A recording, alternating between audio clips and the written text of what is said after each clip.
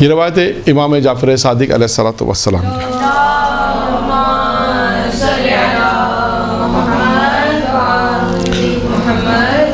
امام فرماتے ہیں کہ میں نے تمام علم و دانش کو مفید پایا 4 چیزوں میں. تمام علم اور دانش کو مفید پایا ہے 4 چیزوں میں مفید پایا ہے. یعنی یہ 4 جملے جو میں آپ کے سامنے بیان کروں گا ابھی جو امام نے ارشاد فرمایا ہے. اچھا یہ روایت آپ کو امام موسیٰ کاظم علیہ الصلوۃ والسلام کے حوالے سے بھی ملے گی. درود پڑھے محمد آل محمد.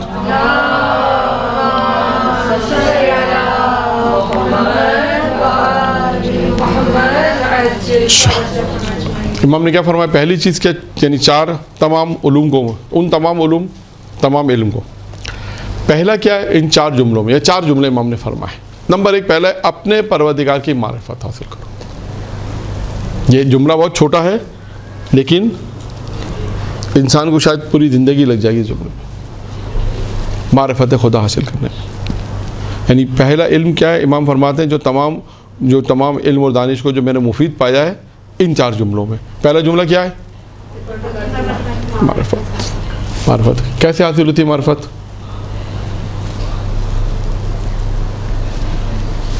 جی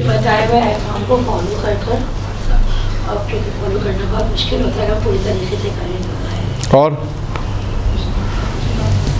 آیت اللہ ناصر مکارم شیرازی نے اپنی کتاب ہے ان کی پیام قرآن جلد نمبر 1، اس میں انہوں نے معرفت حاصل کرنے کے 6 طریقے بیان کیے کہ معرفت حاصل کیسے ہوتی ہے. 1 اور معرفت کے لیے رکاوٹ کتنی چیزیں، وہ بھی کوئی 13-14 چیزیں انہوں نے بیان کی کہ یہ تمام 13-14 چیزیں وہ جو انسان کی رکاوٹ معرفت میں رکاوٹ ہے. ٹھیک ہے، یہ تو کچھ چیز ہو گئی. اپنے پروردگار کی آپ معرفت حاصل کریں، تمام واجبات کی ادائیگی، تمام حرام سے بچانا، تمام مستحبات کی ادائیگی، تمام مکروہ سے اپنے آپ کو بچانا. اور جب انسان ان چیزوں پر جو حرام ہے ان سے بچے، مکروہ سے بھی بچے، مستحبات بھی انجام دے، واجبات تو انجام دے، مستحبات بھی انجام دے. پھر آہستہ آہستہ اچھا اب اس میں بہت ساری چیزیں آئیں گی. یعنی معرفت انسان کو ایک مرحلے تک پہنچاتے ہیں، آہستہ آہستہ معرفت آتی ہے. کبھی کبھی القاء بھی ہوتی ہے. القاء کا کیا مطلب ہے؟ آپ کے دل میں ایک ودیعت القاء ہو جائے گی. یہ بھی ہو سکتا ہے، ایسا نہیں ہے. یعنی بشرط دل پاک ہو، بشرط دل پاک ہونا چاہیے، طہارت ہوگی تو ہی القاء ہوگا. آپ خدا سے لگاؤ رکھیں گے، تمام واجبات کی ادائیگی ہوگی. کچھ آپ دیکھیں بہت سے ایسے آپ کو اہل علم کے نام ملیں گے، عارف لوگ ہیں جنہوں نے 70 سال لگا دیے ایک مقام تک پہنچنے میں. کچھ ایسے لوگ بھی ہوں گے جنہوں نے کم وقت کے اندر جو ہے ان کو بھی معرفت پروردگار ہو گئی. ایسا بھی ہوگا اور اس کی مثالیں ہیں، ایسا نہیں کہ مثالیں نہیں ہیں، مثالیں ہیں. تو پہلا علم ہے معرفت پروردگار. القاء یعنی آسان الفاظ میں جسے ہم کہہ سکتے ہیں آپ کو ایک الہام ہو جائے گا. الہام ہونا، القاء نہیں الہام ہونا، الہام ہونا. یعنی آپ بیٹھے ہیں، بیٹھی ہیں، کوئی چیز قدرتی طور پہ آپ کے ذہن میں آ گئی، ایسا ہونے والا، یا یہ ایک چیز ہے، کوئی چیز معرفت آ گئی کہ یار ایسا میں کیوں کروں، یہ کام تو مجھے نہیں کرنا چاہیے. یعنی کوئی ایسی چیز جو القاء ہو جاتی ہے، معرفت جسے ہم کہتے ہیں وہ تک معرفت ہے، اور وہ چیز انسان کو ایک منزل تک پہنچا دیتی ہے. اب یہ خود ایک موضوع کے اپنے پر دیکھیں معرفت. اچھا اب معرفت کیسی ہونی چاہیے؟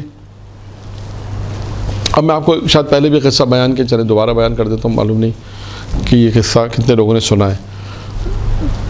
کہ دیکھیں جب انسان اس منزل تک پہنچتا ہے نا، ایک منزل ہے، نماز، دعا، مناجات، تسبیح، تحلیل، انسان زیارات، حج، عمرہ، اہل بیت سے معرفت، توسل، یہ بالآخر انسان کو کہیں نہ کہیں پہنچا دیتی ہے. پھر جا کے انسان اترتا ہے. اچھا اب جو میں واقعہ بیان کر رہا ہوں یہ ایک نبی کا ہے. نبی ہے کون ہے؟ ذوالقرنین، جو بادشاہ بھی تھے. نبی بادشاہ تھے، ایک مقام سے گزر رہے تھے. سنا یہ واقعہ آپ نے کسی نے؟ نہیں سنا. ایک مقام سے گزر رہے تھے. یعنی میں آپ کو معرفت کی مثال دے رہا ہوں کہ معرفت کسے کہتے ہیں. یہ سوال اپنے مقام پر بھی ہے کہ معرفت آتی کیسے، وہ اپنا ایک سوال ہے. اب میں آپ کو صرف اینڈ سمجھا رہا ہوں کہ دیکھیں معرفت کسے کہتے ہیں. جب انسان ایک مقام پر پہنچتا ہے تو وہ ایک مقام یہ مقام ہے معرفت کا. جب نبی خدا ایک جگہ سے گزر رہے تھے، ذوالقرنین ایک نبی خدا گزر رہے تھے، تو جب بادشاہ تھے جب بادشاہ گزرتا ہے تو تھوڑا نظام دھرم برم ہوتا ہے. تو بادشاہ نے جناب ذوالقرنین نبی نے دیکھا کہ ایک شخص ہے جو خدا کی عبادت کر رہا ہے، یعنی اس پر یہ اثر ہی نہیں پڑ رہا کہ میں یہاں سے گزر رہا ہوں. یہ کیسا بندہ ہے؟ لوگ ادھر ادھر ہو رہے ہیں. اس زمانے میں جو بھی اسباب رہے ہوں گے، تھوڑا شور مچا ہوگا. یہ شخص ہے جو خدا کی عبادت کر رہا ہے اور اس کے پر کوئی اثر نہیں ہو رہا، وہ اپنی عبادت میں مشغول ہے، اپنی عبادت میں مشغول ہے. جب اس نے عبادت کر لی اور جب وہ فارغ ہوا تو نبی خدا نے اس سے سوال کیا. سنیے گا، سوال اور جواب بہت مہم ہے دونوں. یہی موضوع ہے ہمارا معرفت. سوال کیا کہا کہ تجھے نہیں معلوم یہاں سے میرا لشکر گزر رہا تھا اور تجھے متوجہ ہی نہیں ہوا کچھ، یہاں سے میرا لشکر گزر رہا تھا. اس نے جواب کیا دیا؟ اس نے کہا میں جس خدا کی عبادت کر رہا تھا اس کا لشکر آپ کے لشکر سے بڑا ہے. یہ ہے معرفت. کہ میں جس خدا کی عبادت کر رہا تھا اس کا لشکر آپ کے لشکر سے کہیں زیادہ بڑا ہے. اب جناب ذوالقرنین نے نبی نے جب یہ سنا تو ایک دم سے چونک کے، جیسے ہم کہتے ہیں کتنا لاجواب، یعنی اس کو کہتے ہیں لاجواب جواب میں لاجواب کر دیا ان کو. ٹھیک. اب انہوں آفر دی، انہیں ایک آفر دی. کیا آفر دی؟ کہ بھئی تم ہمارے اسباب میں آ جاؤ، ہمارے دوستوں میں آ جاؤ، ہمارے ساتھ آ جاؤ. تو کہا کہ نہیں آتا میں آپ کے ساتھ. کہا میں نہیں آؤں گا آپ کے ساتھ. کہا کیوں؟ کہا مجھے ضمانت دیں. کہا کس چیز کی ضمانت دیں؟ کہا مجھے ضمانت دیں ایسی نعمت کی جس میں زوال نہ ہو. ایک ایسی نعمت کی جس میں، ایسی جوانی جس میں بڑھاپا، ایسی زندگی جس میں، اور ایسی صحت جس میں بیماری نہ ہو. 4 ضمانت مانگی. کس نے مانگی؟ اس شخص نے مانگی. کس سے مانگی؟ نبی سے مانگی. کیا ضمانت مانگی؟ ایسی زحمت جس میں زوال، ایسی زندگی جس میں، ایسی صحت، ایسی جوانی جس میں. تو نبی خدا نے کیا کہا؟ میں یہ ضمانت نہیں دے سکتا. اس شخص نے کہا میں جس خدا کی عبادت کرتا ہوں وہ ضمانت دیتا ہے. دیتا ضمانت. یہ ہے معرفت. یہ اینڈ ہے. یہ ہے معرفت. دیکھیں خدا کی کتنی معرفت ہے اسے. یہ ہے معرفت. اسے کہتے ہیں نا پروردگار کی معرفت. اب یہ آپ دیکھیں اس پہ اور بھی کیسے بہت سے واقعات ہیں کہ انسان کو پروردگار کی اپنی معرفت اور آتی ہے. بہرحال انسان اس کے اوپر لگا رہے، محنت کرتا رہے، کوشش کرتا رہے. جو ائمہ معصومین نے کہا نا کوشش کرو. کوشش کے بغیر کچھ نہیں ہوتا. کوشش حرام سے بچنے کی، واجبات کی ادائیگی کی، مستحبات کی ادائیگی کی، مکروہ سے جب انسان بچے گا تب جا کر ایک مقام پر پہنچے گا. تب جا کر انسان اور آپ یہ ذہن میں رکھیں کہ کبھی کبھی ایسا ہوتا ہے. میں نے اپنے استاد سے ایک سوال کیا تھا کہ آپ دیکھیں آپ نے بھی اپنی زندگی میں ایسے واقعہ سنو گے. ایک آدمی تھا جس نے 50 سال عبادت کی، 60 سال عبادت کی، شیطان آیا ساری عبادت ختم. ایسا ہے نہیں ہے؟ تو ایسا کیوں ہوتا ہے؟ بس کوئی بچے ہیں نہیں معرفت بھی تھی. نہیں میرا سوال یہ تھا استاد سے کہ بھائی ایک آدمی نے 50 سال عبادت کی، بنی اسرائیل کے بہت سے واقعات ہیں. 50 سال 100 سال عبادت کی، شیطان آیا بہکا دیا، کہتا سب ختم ہو گیا. تو میں نے کہا ایسا کیوں ہے؟ اس کی کوئی مثال ہے آپ کے پاس سمجھانے کے لیے؟ استاد نے تو دی مجھے ایک مثال سمجھانے کے لیے. آپ کے ذہن میں ہے کوئی مثال؟ انہوں نے مثال دی کہ آپ کو جانا ہے ٹاور پر. ٹاور ہوتا نا، ٹاور ہے مثلا 10 منزلہ. اب آپ کو واک کرنی، واک سے مراد آپ کو چڑھنا ہے. واک تو نہیں کرنی، یعنی چڑھنا ہے. جب آپ 9ویں منزل تک پہنچ گئی، ٹاور ہے بالکل اسٹریٹ جیسے پہاڑ کی چوٹی. اب پہاڑ کی چوٹی تو ٹیڑھی بیڑھی تھی لیکن آپ کو پہنچنا ہوتا ہے. تو میں نے استاد سے پوچھا کہ اس نے کہا کہ اگر 9ویں منزل تک آپ پہنچ گئے اور آپ کا پیر پھسل گیا تو کیا ہوگا؟ کا پیر تو اتنا سا پھسلا ہے نا، چھوٹا ایک پیر تھا جو پھسل گیا. تو ایک پیر چھوٹے سے پھسلنے سے نقصان کیا ہوا؟ جو 90 تک آپ پہنچ گئے وہ سب ختم ہو گیا. کہ اس کی مثال بھی ایسی ہے کہ کہ آپ کی اتنی عبادت تھی شیطان نے ایک بہکایا ساری عبادتیں. یہ وجہ ہے کہ آپ وہاں آپ یہ کہہ سکتے ہیں میرا پیر تھوڑا سا پھسلاتا تو میں تھوڑا سا پیر پھسلاتا تو کیا فرق پڑتا تھوڑا سا پیر پھسلنے سے, لیکن گرے کہاں پر ہے؟ نیچے آ گیا. جب زمین پہ آ کے نیچے گرے تو سارا مسئلہ خراب ہو گیا. تو وہ ساری جو 90 تک آپ یہ کہہ سکتے ہیں میں 90 تک تو 9 فلور تک تو میں گئی تھی, تو کیا بولیں گے آپ کو انعام؟ آپ بولے میں 9 تک تو گئی تھی. کیوں؟ بولا ایک پیر پھسلنے کی وجہ سے کیا نقصان ہوا, وہ 9 تک بھی جانا تو وہ بھی کام نہیں آئے گا. کیسے مثال ایسی ہے کہ آپ نے 80 سال عبادت کی ہے نا بنی اسرائیل کے عابدوں میں, اتنی عبادت کی, شیطان آیا اور عبادت ان کو بہکایا کسی گناہ میں تو کہا کہ سب کے سب ضائع ہو گیا. بہت سے ایسے واقعات ملتے ہیں. تو لہٰذا یہ تمام چیزیں کہ انسان معرفت پروردگار انسان حاصل کرے. نمبر 1 کیا ہے؟ معرفت حاصل کرے. نمبر 2 اس روایت کو میں مکمل کر دوں. امام نے فرمایا 4 چیزیں ہیں, تمام علم اور دانش کو ان 4 چیزوں میں پایا. نمبر 1 اپنے پروردگار کی معرفت. نمبر 2 کیا ہے؟ یہ جانو یعنی اس کی بھی معرفت حاصل کرو کہ خدا نے تمہارے ساتھ کیا کیا کیا ہے, یعنی تمہیں کیا کیا نعمتیں دی ہیں, اس کی بھی معرفت رکھو کہ خدا نے تمہارے ساتھ کیا کیا کیا. اس سے مراد ہے کہ خدا نے تمہیں کیا کیا نعمتیں دی ہیں. ایک لمحے کے انسان سوچے تو صحیح کہ اللہ نے ہمیں زندگی دی, اللہ نے ہمیں ماں باپ دیے, بہن بھائی دیے, مال دیا, دولت دی, اولاد دی, اچھے دوست دیے, ماں باپ محبت کرنے والے دیے, دل دیا, دماغ دیا, باڈی دی, تمام چیزیں دی اللہ نے. ہر نعمت سوچے اللہ ایک لمحے کی سوچے اللہ نے مجھے کیا کیا نعمتیں دی ہیں. اچھی جاب دی, اچھا کام دیا, اچھے گھر والے دیے, اچھا خاندان دیا, تمام چیزیں انسان سوچے جو اللہ نے انسان کو دی. بالکل ایسے ہی ہے, ایسے ہی ہے. بس یہ امام فرماتے ہیں یہ بھی معرفت رکھو, اس چیز کو بھی معرفت جانو, پہچانو کہ اللہ نے تمہیں کیا کیا نعمتیں دی ہیں. یہ آب و ہوا, انسان زندہ ہے, سورج, چاند, ستارے, یہ پانی آپ دیکھیں چاہے کچھ بھی کر لیں پانی بالآخر انسان کو پانی چاہیے ہوتا ہے. کیا کتنا یا شربت پی لیں لیکن پانی کی پیاس جو ہے وہ پانی ہی اس کی مخلوق ہے, خدا نے اس کو. تو آپ دیکھیں یعنی ایک چھوٹی سی چیز کے اوپر دیکھیں, یعنی امام فرماتے ہیں اللہ کی نعمتوں کو یاد کرو. دیکھو اللہ نے تمہیں کون کون سی نعمتیں دی ہیں. نمبر 2 ہو گیا. نمبر 3 یہ بھی پہچانو کہ خدا تم سے کیا مطالبہ کرتا ہے, اس کی بھی معرفت حاصل کرو کہ خدا نے تمہیں کیا ذمہ داریاں دی ہیں. نماز, روزہ, حج, زکوٰۃ, واجبات, تمام واجبات. یعنی انسان سوچے کہ اللہ نے کیا ذمہ داریاں تم پر دی ہیں. اب خواتین ہیں تو خواتین کی ذمہ داری ہے, جینٹس ہیں تو ان کے حساب سے, مرد ہے تو ان کے حساب سے, لیڈیز ہے تو ان کے حساب سے, یعنی گھریلو ذمہ داری کے حوالے سے. اس کے علاوہ دیگر ذمہ داری ہے, واجبات کی ذمہ داری, تمام ذمہ داری واجبات کی مرد پہ بھی ہے, عورت پہ بھی ہے. امام فرماتے ہیں تمہیں اس کی بھی معرفت حاصل کرو. یہ نہیں کہ انسان بیٹھا ہوا ہے کہ اللہ نے مجھ پر نماز واجب کی تو میں کیوں پڑھوں نماز, اللہ نے روزہ واجب کیا تو کیوں واجب کیا, ٹھیک ہے کیا واجب, میں تو نہیں پڑھتا روزہ, میں تو نہیں رکھتا روزہ, میں تو اللہ معاف کر دے گا. جیسے معاف کرنے کا کانسیپٹ اور یہ جو کیا کہتے ہیں وہ جو قضاء عمری کی نماز پڑھی جاتی ہے, میں نے خود کچھ لوگوں کو دیکھا ہے ابھی تک, بزرگوں کو, بہت سارے جوانوں کو, جو سال میں 23 رمضان کو, میں نے خود ایسے لوگوں کو دیکھا ہے 23 رمضان والے دن 6 دن کی نماز وہی جو پڑھی ہوتی ہے قضاء عمری کی پڑھتے ہیں, and they feel totally relax. کیا پورے یہ لوگ عام جیسے مطلب مجھ جیسے نہیں, مطلب جو بھی ہم لوگ نماز پڑھتے ہیں ہم سب لوگ ہمیں ایک طرح سے بیوقوف سمجھتے ہیں کہ مطلب پورے سال نہیں. اصل میں اس کی دیکھیں اب نہیں معلوم کہ یہ چیز آئی کہاں سے, سوال پہلا یہ وہ دونوں کی جو پورے 60 سال گزار کے نہیں, وہ تو ٹھیک ہے, یہ کہاں سے آئے گا 6 دن کی پڑھ لو تو ساری زندگی پڑھ لی, یہ بھی ایک سوال ہے نا.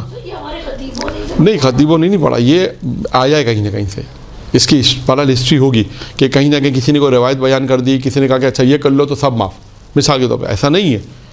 جب وہی میں کہہ رہا ہوں تو یہ جب اصل میں وہ مس انڈرسٹینڈنگ یا غلط فہمی جیسے آپ کہتے ہیں, بہت سے آج بھی آپ کے گھروں میں, آج بھی ایسا بہت سے آپ کے گھروں کے اندر, ہمارے گھروں کے اندر سب جگہ کچھ چیزیں آئی گئی ہیں. اب کہاں سے آئی ہیں نہیں معلوم, مشترکہ محلوں میں رہنے سے, ہندوستان میں ساتھ رہنے سے, ہندو کے ساتھ رہنے سے. آج کتنی رسمیں شادی بیاہ کی جو رسمیں ساری کس کی ہیں, ہندوانہ رسم و رواج, آج تک لوگ اس کو کرتے ہیں. کچھ لوگوں نے چھوڑ دیا, کچھ لوگ نہیں کرتے, کہتا نہیں ہندوانہ اب اسلام کے طریقے پہ عمل کرتے ہیں, چھوڑ دیا لوگوں نے. لیکن کچھ کے آج بھی وہی بہت ساری چیزیں, جیسے مثال کے طور پہ اگر آپ مصلی بچھا دیں اور نماز نہ پڑھتے تو لوگ کیا کہتے ہیں, بقول کی تھی مولانا کہ یہ تو ہمارا کام ہے شیطان کو نماز پڑھانا. بھائی تو بڑا اچھا کام کر رہے ہیں ہم, تو شیطان کو نماز پڑھا رہے ہیں, یہ تو بہت اچھا کام کر رہے ہیں. یہ چپل الٹا ہو تو کیا کہتے ہیں, اللہ پہ لعنت جاتی, یہ کہتے تھے معاذ اللہ. یہ سب کیا ہے, یہ سب غلط رسومات ہیں. یہ وہ رسومات ہیں جو ساتھ رہنے کے ساتھ ساتھ آپ کے ہمارے خاندانوں میں کلچر کے اندر ڈیولپ ہو گئی، اور آج تک ہم بچوں کو وہ جن لوگوں نے دے دیا وہ آج تک چلتا ہوا رہا ہے۔ ایسی بہت ساری ہیں، تو میں نے دو مثالیں سے پیش کیے، اور بہت ساری ایسی رسم و رواج ہیں کہ جو ہمارے ہاں چلتی ہیں۔ یہ جیسی مثال ایک میں سمجھانے کے لیے دے رہا ہوں کہ بات وہ نہ ہو جائے، جیسے نیاز ہوتی ہے، ٹرافی پہ جو نیازی آتی ہے، جناب سیدہ کی نظر ہوتی ہے، کہتے ہیں مرد نہیں کھائیں گے۔ ہاں ہاں، اب تو ایک مثال دے رہا ہوں، اب جیسے مولانا صادق حسن صاحب نے ایک جملہ کہا تھا، اس لیے ان کے نام سے میں کوٹ کر دیتا ہوں۔ انہوں نے کہیں مجلس میں بہت پرانی بات پڑھی تھی کہ جیسے کنڈے ہوتے ہیں، کنڈے کھلانا مومن کو ثواب ہے، ٹھیک ہے نا۔ کنڈوں میں ہوتا کیا ہے، جب ہم کو جو جاتے ہیں، زمانے میں جاتے تھے، ابھی بھی لوگ جاتے ہیں، کنڈوں کو جو نیاز ہوتی ہے اس کو بڑا ڈھک کے رکھا جاتا ہے، اور ریسیو کون کرتا ہے وہاں پر؟ بے حجاب عورتیں۔ بعض اوقات ایسا ہوتا ہے، اب جب جاتے ہیں تو ریسیو کرنے کون آتی ہیں؟ گھر کی خواتین، وہ بالکل بے حجاب ہوتی ہیں۔ تو جملہ کہا کہ جن کو ڈھکنا چاہیے ان کو نہیں ڈھکا، اور جن کو اگر نہیں ڈھکیں تو کوئی فرق نہیں پڑتا ہے، ان کو ڈھک کے رکھتے ہیں۔ تو کہنا مقصد کیا ہے کہ یہ توجہ کی ضرورت ہے، کن چیزوں کو حجاب میں ہونا چاہیے، کن چیزوں حجاب میں۔ اگر آپ نیاز نہ ڈھکیں فرض کریں تو کوئی فرق تو نہیں پڑے گا، لیکن اگر عورت بے حجاب ہو جائے فرق پڑے گا، معاشرہ خراب ہو جائے گا، فرق پڑے گا۔ تو کہنا مقصد کیا ہے، تو یہ ساری چیزیں ہوتی ہیں کہ جو ایک کلچر کے ڈیولپمنٹ کے ساتھ ساتھ جب آتی ہیں تو وہ پھر اس سے اپنے آپ کو جدا کرنا بڑا مشکل ہو جائے، جب آ کے دین آ کر آپ کو کہے کہ یہ آپ کا کام غلط ہے، یہ بے حجابی صحیح نہیں ہے، یہ کام صحیح نہیں ہے، تو اس وقت قبول کرنا بہت مشکل ہوتا ہے۔ لیکن جن لوگوں نے قبول کیا وہ آج سے قبول کر رہے ہیں، وہ بحجاب میں آتی ہیں، دسترخوان میں بیٹھی ہیں، اگر خاندان کے لوگ ہیں، جو بھی مثال کے طور پر جو بھی طریقہ کار ہے، تو اس کو اس طریقے سے جو اسلامی طریقہ اس پہ عمل کرتے ہیں۔ جو قبول کرتے ہیں وہ خاندان سے جدا بھی ہو جاتے ہیں۔ ہاں، تو ان کا لوگ بائیکاٹ نہیں، دیکھیں میں آپ کو بتاؤں، ہوں گے بہت سارے کیسز ایسے، لیکن جن لوگوں نے اللہ پہ اگر بھروسہ کیا بس ختم۔ آپ دیکھیں، آپ دیکھیں، آپ بہت ساری چیزیں ایسی ہیں کہ اگر آپ قبول کر رہے ہیں، ٹھیک ہے، بہت سی دفعہ کیا ہوگا، لوگ نہیں آئیں گے آپ کی شادی بیاہ میں، نہیں آئیں گے، کتنے لوگ کتنی دفعہ نہیں آئیں گے؟ نہیں، میں آپ کو بتاؤں، نہیں ایسا ہوا ہے۔ سر یہ آپ نے نمبر 3 بتایا تھا نا، یہ پہچانو کہ خدا تم سے کیا مطالبہ کرتا ہے۔ ہاں، تو کیا مطالبہ سے تمہاری کیا ذمہ داری ہے؟ یہ بحث ہو رہی ہے، ذمہ داری میں یہی ہے کہ تمام واجبات ہیں۔ آپ اس کے مثال میں آپ کو دوں کہ ہوا، آپ جو بائیکاٹ کی بات کریں، میں ایک شادی میں گیا تھا، انہوں نے پارٹیشن کیا، لیڈیز الگ جینٹس الگ، تو ایک ہمارے جاننے والے تھے بہت قریب کے، مجھے کہنے لگے کہ ایک صاحب آئے، کہنے لگے کہ یہ کیوں پارٹیشن کیوں کیا ہے، ہم تو چلے جائیں گے۔ کتنے لوگ تھے ایسے جانے والے؟ شاید 2-3، بس 5 100 میں 200 میں کتنے افراد جانے والے ہوں گے؟ وہ گئے پھر بھی نہیں، لیکن انہوں نے مجھے خود کوٹ کیا کہ اگر لوگ اس بات پہ ناراض ہوئے، تو میں نے کہا کتنے افراد ناراض ہوئے؟ دیکھیں، آپ ایک معیار بنا لیں، میں آپ کو ایک معیار بتاتا ہوں۔ مجھے خود ایک شخص نے کہا، ہمارے ساتھ کربلا میں ان کی دوستی ہو گئی تھی، خیر ان کی نکاح تو اس طرح ہوا جو ہونا نہیں چاہیے تھا، بہرحال جب شادی تھی مجھے کہیں گے آپ شادی میں آئیے گا، مجھے کہیں گے آپ مولانا شادی میں آئیے گا اور مس گیدرنگ ہوگی اور آپ آئیے گا ضرور۔ تو میں نے ایک سوال کیا، میں نے کہا امام حسین آئیں گے تمہاری شادی میں؟ خاموش ہو کے کوئی جواب نہیں۔ آپ ایسی شادی بیاہ رکھیں جیسے ائمہ ہے، بس یہ معیار ہے۔ کوئی دنیا کچھ بھی کہتی رہے، دیکھیں دنیا کا تو کام ہے کہنا، کوئی بائیکاٹ اتنا نہیں ہوگا، مجھے نہیں معلوم، میں نے ابھی تک اتنے نہیں سنے، ہوگا بہت آئیں گے بہت سے لوگ۔ دیکھیں اچھا، دوسری طرف مذہبی لوگ بھی ہیں، وہ بھی آپ دیکھتے ہیں، جب میز گیدرنگ ہے، حرام ہے، دروازے پر آتے ہیں، اپنا ان کا جو تحفہ دیا کہ ہم اس میں نہیں ہو سکتے، نہیں بیٹھ سکتے، یہ آپ کی محفل شرعی لحاظ سے صحیح نہیں ہے ہمارے لیے، وہ تحفہ دے کے دروازے سے ایسے افراد بھی ہیں۔ سر عام طور پہ مشکلات ان کو سامنا کرنی پڑتی ہے، جو پورا کر رہا ہے فالو کر رہا ہے، ان کو نہیں تکلیف اٹھانی پڑتی، اور عام طور پہ تکلیف کا سامنا اس کو جو حجاب میں رہتے بے حجاب ہے، اور جب حجاب کرتے ہیں تو اس کے اوپر بہت نہیں، یہی تو اس کا جہاد ہے۔ ہاں، وہ تو جہاد بھی یہی ہے اس کا جہاد بھی یہی ہے کہ ایسے ماحول میں اگر اس کی شادی ہو گئی جہاں بے حجاب لوگ زیادہ ہیں اور بے حجاب نہیں ہے، تو وہاں حجاب کر رہی ہے، ٹھیک ہے، لوگ مذاق بنا دیں، یہی تو، یہ بھی اس کا ایک جہاد ہے نا۔ ایک اس کا جہاد کیا ہے؟ یہی ایک جہاد ہے عورت کا، کہ جہاں پر لوگ نہیں کر رہے، بالآخر آہستہ آہستہ وقت کے ساتھ ساتھ ٹھیک ہے لوگ اسے قبول کر لیں گے، ایسا نہیں کریں گے، لیکن دین کو بھی قبول کریں گے، اسلام کو بھی قبول کریں گے۔ ایسا نہیں کہ وہ لوگ مسلمان نہیں ہیں، ایسا نہیں مسلمان بھی ہے سب ہیں وہ اچھائی دیکھتے ہیں تو اٹریکشن آتی ہے. نہیں، وقت کے ساتھ ساتھ سب ہو جاتا ہے. بس آج بھی ایسے لوگ ہیں جو خدا کے مخالف کھلم کھلا خدا کے دین کی مخالفت کرتے ہیں. ایسا نہیں ہے کہ نہیں ہوتا لیکن انسان کی اپنی ذمہ داری ہے. بس آپ سے خدا آپ سے متعلق پوچھے گا. اگر ہر انسان اپنی قبر میں خود جائے گا. اگر اللہ آپ سے پوچھے کہ تم نے اپنی شادی کے اندر فلاں کام کیا تو آپ کیا کہیں گے؟ فلاں شخص نے کہا تھا. اللہ کہے گا فلاں شخص کی بات مانی، اب ادھر ہماری بھی حساب کتاب دو بھائی. فرشتے کہیں گے ہمارا حساب کتاب بھی تو دو. ٹھیک ہے. تو اب اصل چیز کیا ہے؟ ذمہ داری ہے. امام نے فرمایا یہ ایک علم کیا ہے؟ تیسری علم اس بات کو پہچانو خدا تم سے کیا مطالبہ کرنا چاہتا ہے، یعنی تمہاری ذمہ داری کیا ہے. یعنی ذمہ داری صرف انسان کی نماز روزہ نہیں ہے، یہ ذہن میں رکھیے گا. نماز روزہ تو ہے ہی، واجبات تو ہے ہی.